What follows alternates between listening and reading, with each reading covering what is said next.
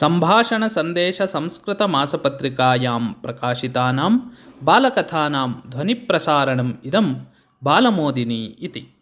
कश्चन ज्ञानी कदाचित् उद्घोषितवान्, मम समीपे अपूर्वं ज्ञानमस्ति, तस्य प्राप्त्या इह परलोकयोः सुखं भविष्यति। यः एतत् ज्ञानम् इच्छति तेन 4,000 सुवर्णनाणकानि दातव्यानि इति। एषा वार्ता राज्ञः कर्णपथम् अपि आगता।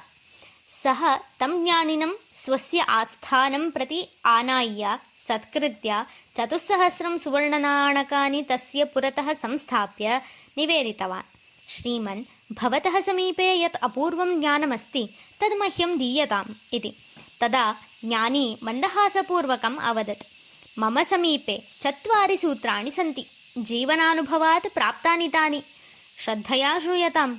स्वामिना यत् दत्तं ततः सन्तुष्टिः यदि न स्यात् तर्हि ततोपि श्रेष्ठः अन्यः स्वामी आश्रयणीयः इति तु प्रथमं सूत्रम्।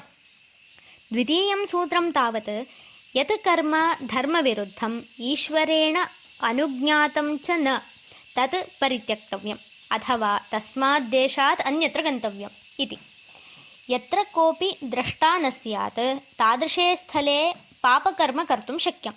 तादृशं स्थलं न प्राप्येत चेत् पापकर्म एव परित्यक्तव्यम् इति तु तृतीयं सूत्रम्।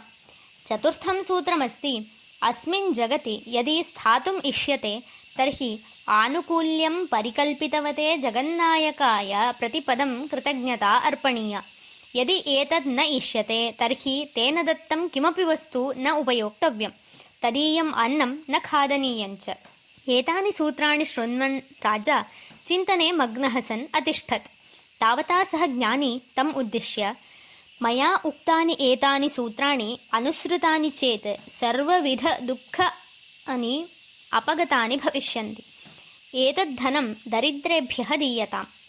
अधिकारिपरीक्षणाय मया धनदानप्रस्तावः उपस्थापितः। धनं तु कः पदार्थः? तादृशं धनं स्वीकृत्य अहं किं वा कुर्याम् इति उक्त्वा ततः निर्गतवान्।